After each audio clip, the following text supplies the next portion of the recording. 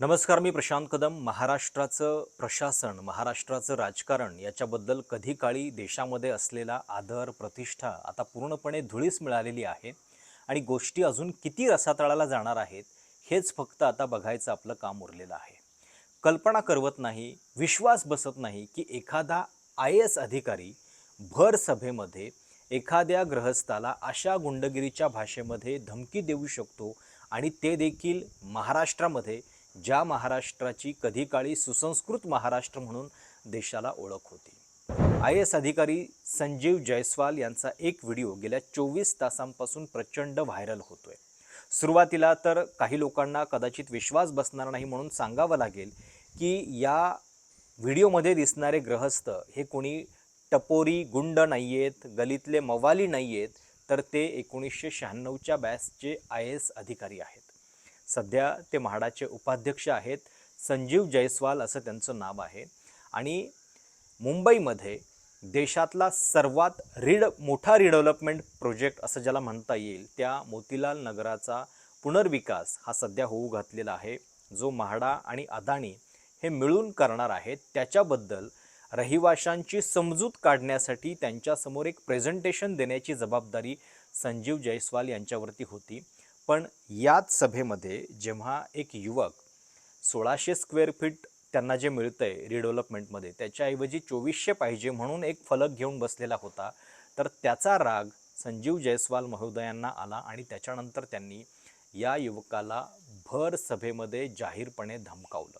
अर्थात हा युवक दाढीवाला होता, त्याच्यामुळं कदाचित आपल्या सरकारला खुश करण्यासाठी त्यांनी अधिक आक्रमकपणे आपलं हिंदुत्व दाखवण्यासाठी कदाचित त्याला अजून जास्त आवेशामध्ये धमकी दिली आणि तू घुसखोर आहेस का याची शहानिशा करतो, तू घुसखोर असशील तर तुला इथूनच उचलतो, असं म्हणण्यापर्यंत या अधिकाऱ्याची मजल गेली आणि नंतर त्या युवकाचं आय कार्डसुद्धा जप्त करण्यात आलेलं होतं. सगळ्यात आधी तर ऐका की या संजीव जयस्वाल महोदयांनी कुठल्या भाषेमध्ये या युवकाला धमकावलेलं होतं. ऐका. चिल्लाओ मत, चिल्लाओ मत, चिल्लाओ मत. पता करता हूं तेरे बारे, और अगर तू घुसखोर निकला ना तो तेरे को यहीं से उठा के ले जाऊंगा. तुम्हाला मराठी खरं येत नाहीये का? खरं येत नाहीये? बसा ते, बसा. Don't try to make me explore whether you are a घुसखोर हियर और व्हाट. ओके, तुम्हारा टेनेमेंट चाहिए, मेरे को उसका आइडेंटिटी कार्ड निकाल के दो. Police go and get the identity card of that man. I card लेके आ बच्चा, आई कार्ड लेके आ. आई कार्ड दे दे. हेलो, आई कार्ड दीजिए चुपचाप से. आई कार्ड देना, तेरा शनिशा करता हूं ना मैं. कहां से आया, कब आया, कौन सा साल में आया, किधर से आया, यहां जन्म हुआ कि क्या हुआ, वो सब पूरा पता करता हूं ना. पता करता हूं तेरे बारे, और अगर तू घुसखोर निकला ना तो तेरे को यहीं से उठा के ले जाऊंगा. ऐसे मत बात करो, ऐसे बात मत करो. चिल्लाओ मत, चिल्लाओ मत, चिल्लाओ मत. तुमच्या इथे संवाद करायच्या काही इच्छा नाहीये, तुमच्या पुनर्वसनासाठी इच्छा नाहीये. तो या कारणावर मी आजच्या या सभा इथे संपवतो आहे. जय हिंद, जय महाराष्ट्र. एखाद्या पुनर्विकास प्रकल्पामध्ये अनेक नागरिकांच्या वेगवेगळ्या समस्या, वेगवेगळे प्रश्न असतात. पुनर्विकास म्हटल्यानंतर या सगळ्या गोष्टी येतातच. गोरेगावमध्ये मोतीलाल नगर ही जी वसाहत आहे त्याला एक संदर्भ आहे. नेहरूंच्या काळामध्ये अतिशय वेगळ्या योजनेतून ही वसाहत वसवण्यात आलेली होती आणि तिथं हा रिडेव्हलपमेंट प्रोजेक्ट होतोय. 1600 स्क्वेअर फूट जी आहे ती रिडेव्हलपमेंटमध्ये तिथल्या रहिवाशांना जागा मिळणार आहे. अर्थात नाराजी आहे. त्यामुळं तिथं नेमकं काय होतंय, ते योग्य आहे की नाही 1600 हा काही आपला या व्हिडिओचा विषय नाही आहे. पण ज्या पद्धतीनं एखाद्या अधिकाऱ्याचं काम आहे की उलट सगळ्यांना सोबत घेऊन सर्वमान्य अशा पद्धतीनं त्या प्रकल्पाची रिडेव्हलपमेंट करणं, तो अधिकारी मात्र अशा जाहीर सभेमध्ये ही भाषा बोलतोय. या प्रकारानंतर तिथल्या काही रहिवाशांनी जवळपास 37 रहिवाशांनी एकत्रितपणे संजीव जयस्वाल यांच्या विरोधात तक्रार दिलेली आहे. ही तक्रार नेमकी काय आहे याच्याबद्दल आपण बोलूच, पण त्याच्या आधी संजीव जयस्वाल यांची अजून एक हिस्ट्री आहे.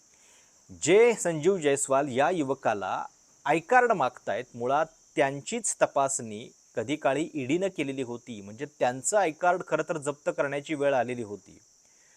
34 कोटी रुपयांची प्रॉपर्टी त्यांनी ईडीकडे जाहीर केलेली होती, ज्याच्यामध्ये 5 कोटी रुपयांची FD जी त्यांनी आपल्या पत्नीच्या नावावरती केलेली होती कोविडच्या काळामध्ये, त्याच्याबद्दल सुद्धा बरीच चौकशी झालेली होती. आणि हे सगळं कधी घडलेलं होतं? 2023मध्ये, ज्यावेळी महाविकास आघाडीचं सरकार जाऊन मुख्यमंत्री एकनाथ शिंदे होते त्या काळामध्ये. आता या संजीव जयस्वाल यांची अजून एक हिस्ट्री आहे. ते मुंबईमध्ये असिस्टंट कमिशनर म्हणून ज्यावेळी होते त्याच काळामध्ये कोविडचा जो घोटाळा किरीट सोमय्या यांनी आरोप केलेले होते या सगळ्या काळामध्ये, त्याच्यामध्ये संजीव जयस्वाल यांच्यावरती आरोप होता की सुजित पाटकरला लाईफलाईन मॅनेजमेंट हॉस्पिटल म्हणून त्याची जी कंपनी आहे त्या पाटकरच्या कंपनीला कॉन्ट्रॅक्ट देण्यामध्ये यांनी पुढाकार घेतलेला होता आणि त्याच्या पुढाकारानं हे कॉन्ट्रॅक्ट जे आहे ते मिळालेलं होतं. अर्थात संजीव जयस्वाल कुठल्याही इतर शासकीय अधिकाऱ्याप्रमाणे हा बचाव करत राहिले की हा निर्णय काही माझ्या एकट्याचा नव्हता, त्याच्यामध्ये इतर सगळ्यांचा सहभाग होता आणि त्यामुळं ईडी चौकशीमध्ये पुढं काही निष्पन्न झालेलं नाही आहे.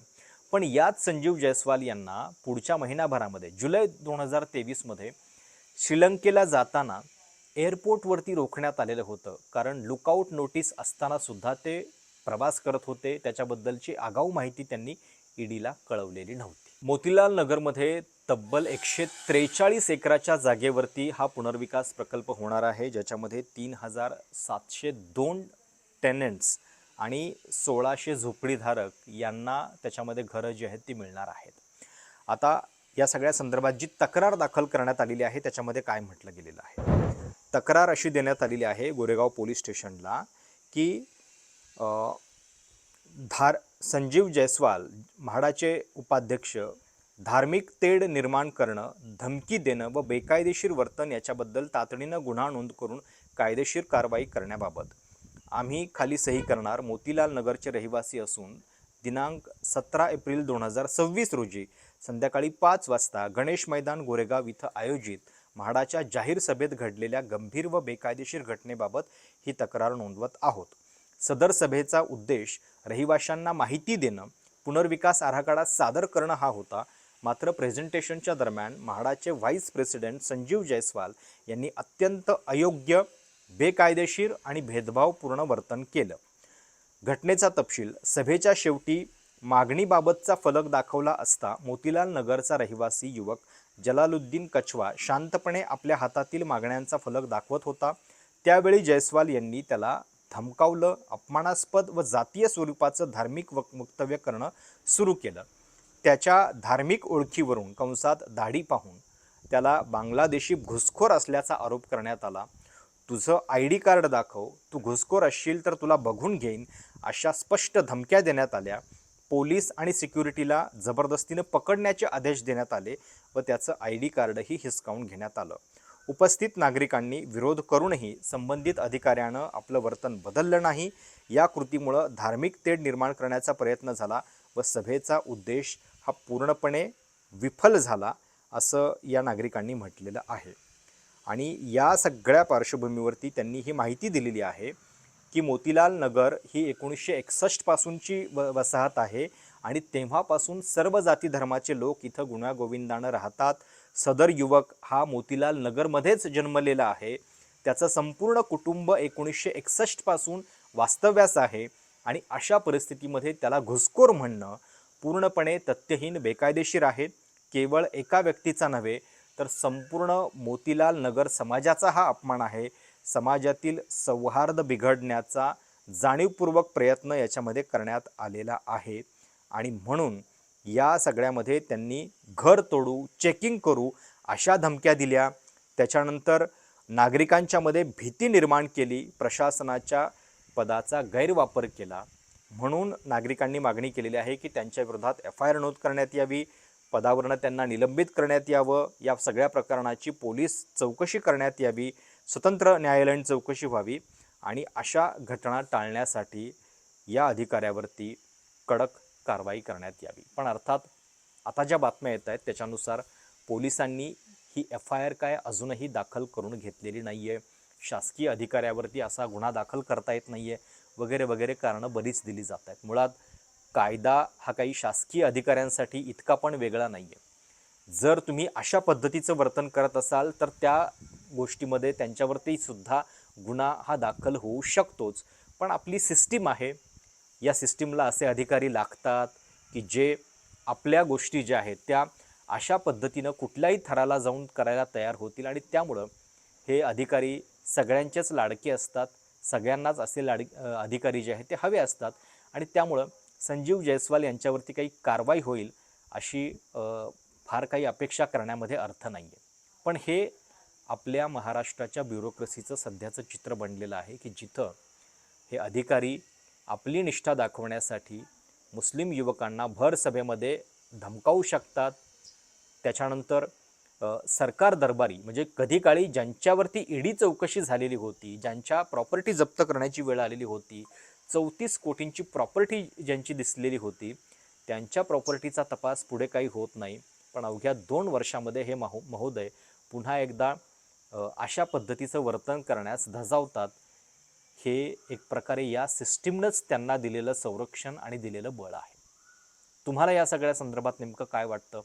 संजीव जयस्वाल यांचे सारखे अधिकारी हे महाराष्ट्राच्या प्रशासनात एक नाही आहेत, अनेक दिसतील तुम्हाला. हे तर केवळ या घटनेमुळं दिसलेलं एक उदाहरण आहे आणि दिवसेंदिवस अशा अधिकाऱ्यांची मस्ती वाढत जाणं हे महाराष्ट्रासाठी भूषणावह नाही.